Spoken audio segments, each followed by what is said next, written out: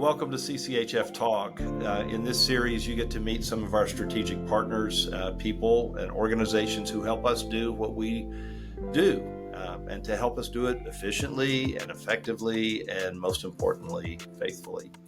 Today, we get to talk to my friend, Dr. Katie Musser. Katie is the CMDA Dental Residency Liaison. She'll explain to us what that is in a few minutes. If you wonder what Dental Residency Plus is about, because that's what we're going to really be talking about, then you tuned in at the right time. So, Katie, thank you for joining us this morning. Thanks for having me. I'm so excited to be with you.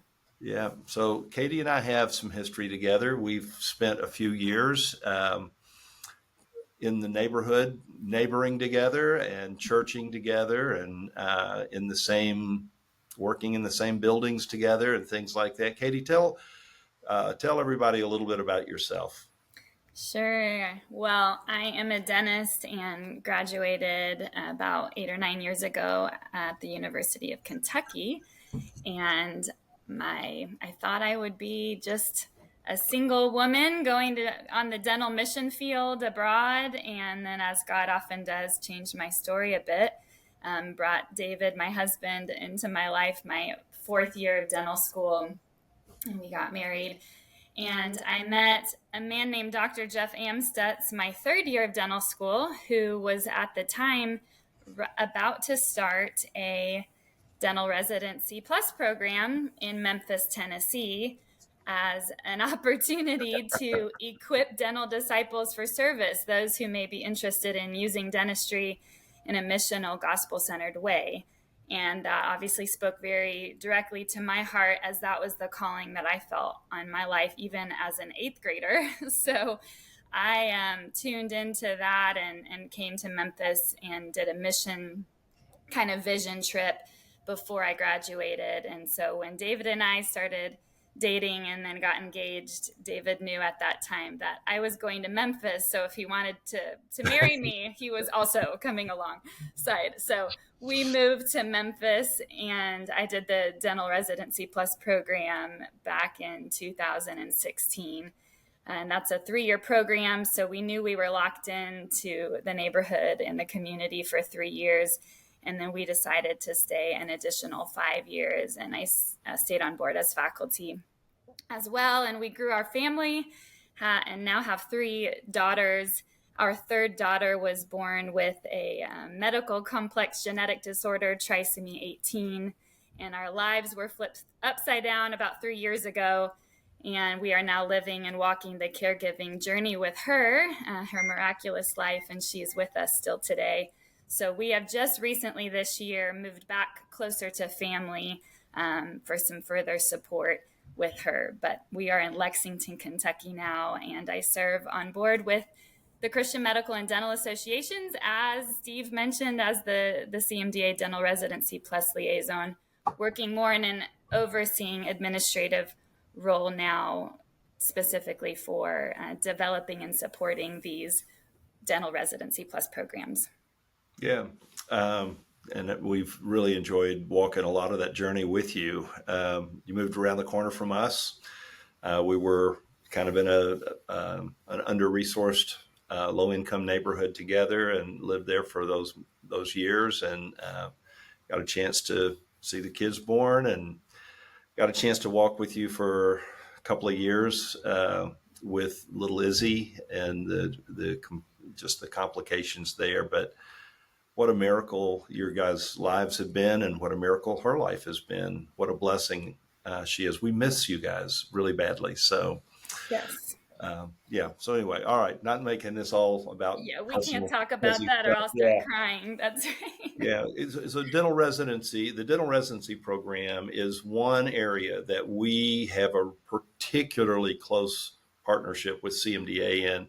It's been super beneficial. I think, unless I'm wrong, I think that that the locations that you guys have dental residency programs, and the locations that you're actually considering to put dental residency programs, are all CCHF clinics, because we saw great benefit in this. Yes. Absolutely. Yeah, that's the important piece of it, of wanting to partner with with clinics that have a heart for dental education, but specifically are gospel centered and want to advance, the Yeah. kingdom of God through that. So I'm not a dentist. So, uh, although I like dentists, I actually do like dentists, but residency is not it's not required, right? To practice dentistry. So why would you tell me a little bit about why and how the dental residency program got started? Jeff Amstutz, who was the founder, was on the board of CCHF Mm. during the time that all of that happened, and so we got to walk that out with him. But I'd like to hear it from your perspective. Yes, yeah. So it's been 10 years now. 2014 is when the residency launched in Memphis. But many years before that, Jeff, who was at the time a dental missionary in Africa, in various countries in Africa, and he had this call and vision and heart for incorporating dental education, specifically cross culturally, and training those who don't have service or access to care, and wanted to do that in a way that also was discipling those people who would be doing dental education. He was advised in the US to go ahead and try to start a program of dental education here in the US first before launching internationally. And so that's the quick story of how he chose and decided to start in Memphis. And as many in the CCHF network may know, Lance Luttrell, who was on board in Memphis with Christ Community Health Services at the time, Jeff and Lance co-founded together. They collectively just sat down together, made a plan, wrote out the mission and vision, and it came to fruition. And so certainly there's been changes over the last 10 years of how that's looked logistically. But yeah, that's how it began and started. And then our first couple of residents started, Elise and Jennifer, and both of them are still very much involved and incorporated in this movement of what we call the Plus program. And you were in the second year that they did it. I was actually in the third year. Yeah. Third year. Okay. Mm-hmm. So, I mean, what is the history so far? You said it's 10 years on. It's a 3-year program. Explain the program, just Sure. A quick summary. Yeah, so it's a 3-year commitment. And as you said, residency is not required for dentists. So our profession is a little different than the medical side of things. But especially nowadays, actually, as COVID hit, people are getting less clinical experience. So it's really helpful to have a residency a little bit as a ease yourself into practice before going straight from being a student to practice. So it's becoming more popular to do residency. So we began, and remind me your question. Sorry. Just a summary, and of then the program. Yes, thank you. So it's a 3-year commitment, but the first year is the residency program itself, the actual formal accredited program. But the way the Plus program works is our dental residents who say, I want to do the formal accredited residency and I want to commit to the Plus program, then they know that they're staying on board in our health centers for an additional 2 years. And so the health centers employ our dental residents once they complete residency. They employ them for 2 years, and they continue over the 3 years receiving what we call a Plus curriculum, which is beyond just the dental excellence clinical skills piece of the puzzle, but we're training on spiritual depth and missional living and leadership, administrative, skills and tasks. So there's a broader curriculum that's happening outside of just the formal accredited program. Right. Spiritual formation and missional readiness is a big part of it. Talk a little bit about the program that you guys have, where you guys have almost always asked me to come in and do a adjudication of some of the projects that they work on, but talk about a little bit about those projects. Yeah, every spring semester we incorporate what we call strategic projects. And historically, these have looked where we have two separate projects happening. So we split our team up into two different groups. One is a strategic project where they're planning how to do something similar, how to essentially develop Christ-centered residency training program in a domestic context and in an international context. And so our residents get to walk through a hypothetical project that incorporates a lot of details and a lot of important things they need to learn in what it would look like to start some sort of ministry similar to what we're doing. So Lance Luttrell often is our lead on that and has such a wealth of knowledge teaching our residents how to walk through that. And often those projects are, although hypothetical, they are linked to a reality that it could Yeah. be a potential place. So my very first strategic project as a first year plus resident was Detroit with Covenant Yep. Community Care. And it's exciting for me now to be on the other side of things where just this July we launched our second plus program with Covenant Community Care in Detroit. And so it's, 8 years later, this hypothetical strategic project I complained about is actually coming to fruition. And amazing things are happening there.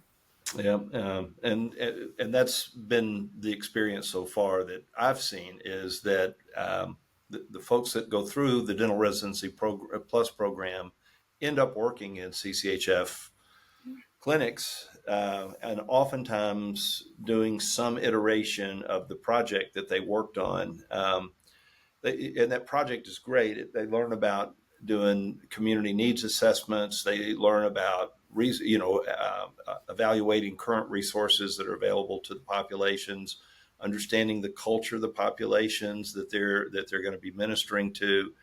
I mean, it's a very in-depth, a really helpful program. They have to come up with a business plan. What is it, like a 3-year or a 5-year business plan?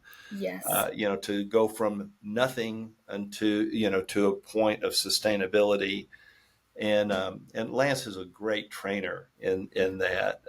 I mean, his connections are really CCHF connections, and you and I have kind of joked about in the past that this is as much a CCHF project as it is a CMDA project. But I think that's what partnership should look like, Exactly. and we're happy for CMDA to have their label all over it and take responsibility and liability and everything else for it. That's right. That's right.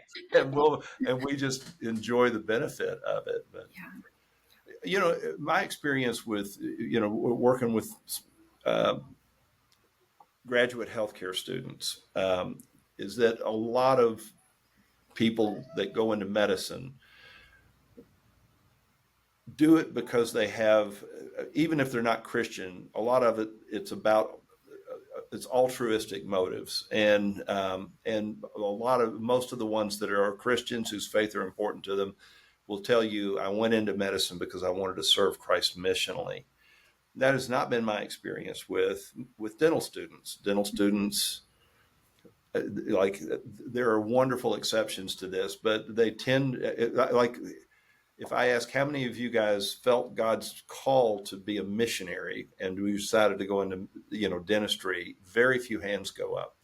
But if I ask how many of you have a dad who's a dentist and you're going to take over his practice, I have more hands go up for that than I have for the other. And Jeff was one of those. Like, his dad was a dentist, right? And Jeff went into dentistry and had just planned on having a nice life in dentistry, but he's really passionate about Jesus, and he began to see that he could use this, that if all dentistry is a means to a comfortable life, that's a pretty empty way to invest your life. And and then he had a vision for this when he was overseas doing missions work, which wasn't predominantly dental. He was more administrative in hospitals and things like that in West Africa. But you were different. You felt a real calling from God in that. Could you talk about that for just a minute? Did you get Did you, in your dental training prior to Dental Residency Plus, were there places where you felt encouraged or felt like they were helping you become more focused on thinking missionally about being a dentist? I love this question because no, that's the answer to your question.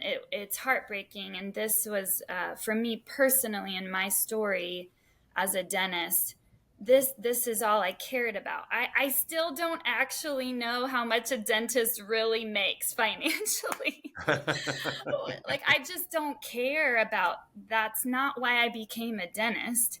And it is so sad to me to know what is being taught in dental schools.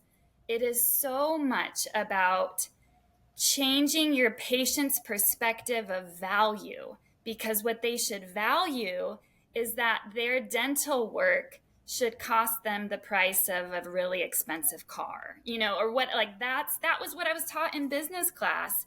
And it's like, yes, there are business realities and you need to consider sustainable budget and all that. Of course, you need to be a good steward of the financial aspect. But there is such a huge need in the United States, right here in our backyard. There are huge gaps in access to oral care. And this Yes. is like prominent disease that is so fixable. And so that is why I love the work that we're doing, because we're creating a place and a space and a community and movement of people who are saying, I'm choosing to do dentistry as a ministry and not as a business. I'm not doing it for myself. I'm not doing it to live the American dream, but I'm doing it because people out there are under resourced and deserve compassion and care and excellent dental care. So yes, that has been my experience, and obviously is I'm very passionate No, about that. look, and I want CCHF to be a megaphone for you. Like honestly, the oral health underserved areas in the United States far outnumber the medically underserved areas in the United States. There's such a huge need. And I remember my first year at CCHF, 16 years ago, I sat down with a dentist and I was asking her all the business questions that I was learning, because I was kind of learning the technical parts of dental. I was learning why so few clinics have and offered oral health. Mm. And it was because, well, the no-show rate's too high, and all this kind of. And so I asked this one dentist. I said, "What's your no-show rate?" And she said, we really don't keep up with it anymore, but I had to guess it's less than 5%." And everybody's was 50% or more, and so I said, how is that even possible? Less than 5%? And she said, "Well, we decided to stop fixing teeth and start getting people out of poverty." Mm. And And I said, "That's an ambitious thing for a dentist to think about." Like, she said, "Well, look," she said, "you and I just met, and you're a reasonably decent looking guy. And, but she said, I don't know much about you. I don't know about your character. I don't know about your education." She said, "You have a nice smile. That's great." She said, "I have people that come in that may have amazing character, may have great education. But if they have a really bad, dental problem in their mouth, they're not going to get a job, and they're not going to get a raise, and they're not going to get promoted." And so we sit down with them and say, "All right, we're not going to just fill your teeth or pull your teeth. We're going to reconstruct your teeth, and it's going to take time, and it's going to be expensive, but we've got people that are going to help with that. But Mm. as we invest in you, let's sit down and talk about what you're going to do to invest in yourself Mhm. in this new life that you're going to have once we fix this." And they help them set spiritual goals and educational goals and relational goals and financial goals. And they monitored that, and it became a platform for discipleship. Mm. And in the end, like, they really did help a lot of their patients you really get out of poverty and be employable. But more than that, to feel not just because of aesthetics, but to feel valued and to feel worth the investment and to recognize that they are beloved of God and that He has sent His Son for them. And anyway, I just think I think it is a platform for the gospel that has been so underrealized and underutilized in our country. And I think a lot of it is that there's just not very many models to look at. Yeah. Yeah, absolutely. I think that's what makes dentistry really unique. And I've heard this from even physician friends where there are like quick and tangible results, not always quick, but in Yeah, dentistry, I mean, you can get somebody out of pain same day, right? Like, or you can fix the very obvious front black tooth or whatever it is like, right. wow, those are immediate results. And that's not always the case in other healthcare professions. Yeah. Well, I appreciate what you guys are doing. We would love to see those more and more. So, the benefit of a CCHF clinic hosting a dental residency plus program. Have you? I actually know that Lance got real involved not because he had a vision for dentists doing missions, but because he had a problem finding missional dentists working in. Yeah. Exactly. So, Yeah, could you talk about that a minute? exactly. Yes, the aspect in our health centers where a heart for wanting to offer dignity to our patients. And that means for a dentist, we're offering excellent dental care, but it's not always easy to find dentists who are willing to work in our health centers within, what we're connected to through CCHF and other places. And so that is a huge benefit where through the CMDA network, we are connected to CMDA student groups all around the nation at dental schools. And so we're able to go and speak and share this mission and vision of what we're doing and finding those few hands that raise saying, I want dentistry to cost me something, not just cost my patients something. Mm, When you find those people, like that's all I care about. You can, if they're not great at hand skills yet, like we can teach that. You cannot teach the heart to change, to love like Christ loves.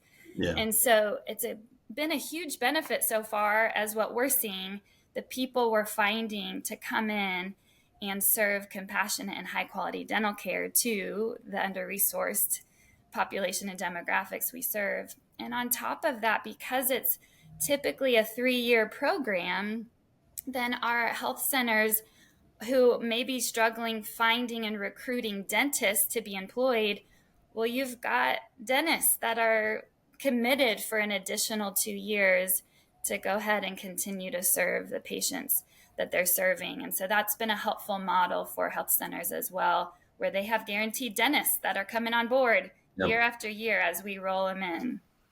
And here's what happens. Like you committed for 2 years to work at Christ Right, Community. right. How many years did you work at Christ Community? Yeah, I worked a total of 5.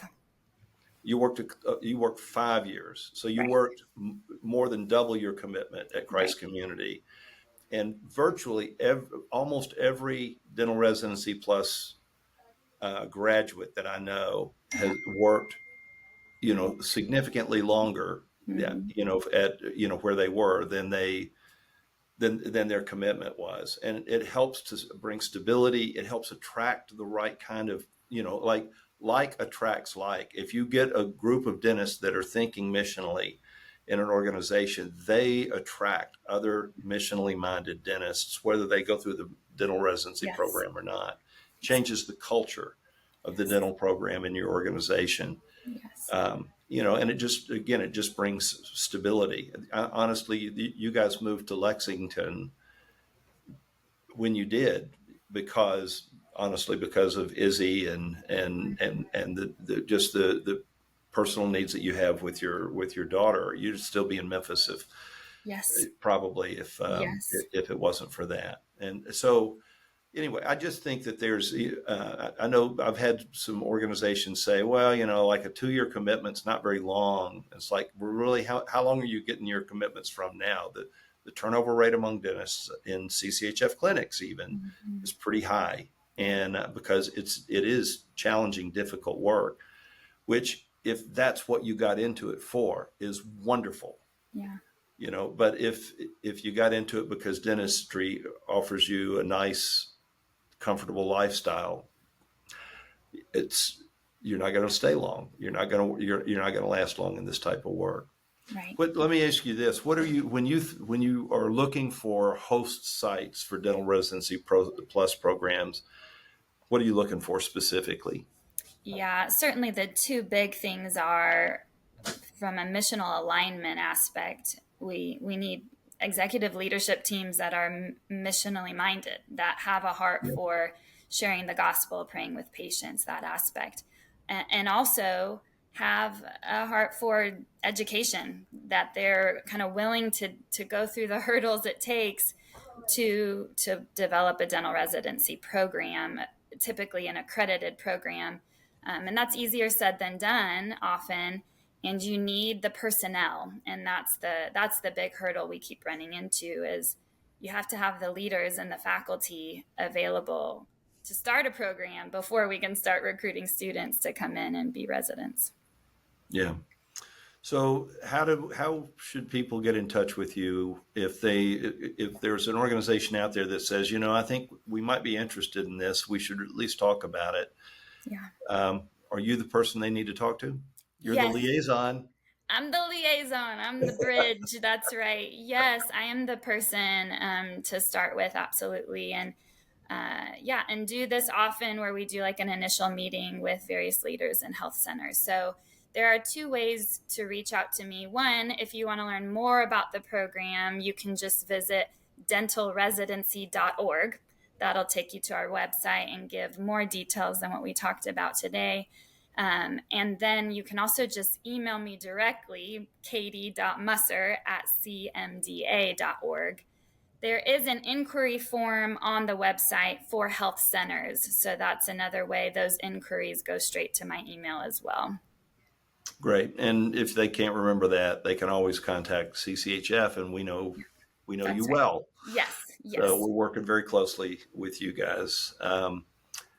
Is there anything else you want to say that would help us be better partners? Let's exploit this partnership. What can we do differently or better or more of? What the word that comes to mind is an awareness for both of our partnerships. So I love getting to megaphone CCHF in my CMDA world and share more about the amazing work that you all are doing. And on the flip side, as you all connect with dental students or dentists around the US, sharing, like, do you know about this residency program? That's such a helpful way of continuing to challenge and encourage those in the dental field that this is happening, this is real. And we need people. We need not just students, although obviously we need students for a residency program, but we really need dentists that are willing to work in our CCHF clinics and to work in our host sites, and be willing to walk alongside residents in a discipleship capacity. So yeah, that's the way I hope we continue to partner and help each other. Great. Well, you guys come to the conference every year. Y'all do workshops, and you usually have a presence there at the conference. And you're easy to find if you're in the CCHF pool. Yes. So, I again just am so grateful for the work that you guys have done. I appreciate Jeff's dream. He's not really that involved anymore. He's doing some other mission stuff, but Lance is still involved, and of course you and others, some of whom are graduates, people that I know. And I got a chance to spend an evening with the Dental Residency Plus folks here in Memphis just a few weeks ago, and just had a great time with them. They wanted me to talk about boards, and I thought, well, let's talk about something exciting. But they were so eager. They were like, no, we're going to do something. We're going to do something. We want to understand how to make sure that we set up a good board. How do we stay on mission? Like that was their whole focus. How do we stay on mission and keep Christ at the center of our culture? Mm-hmm. And what does the role that boards play, and how do you recommend? And those I don't get asked those questions very often, and so you guys are doing great work, and it's if we want to be part of y'all's growth because you guys are part of ours. So thanks so much for making time for us today, Katie. Gosh, it's such an honor. It's such an honor to be connected with you. Thank you for chatting today.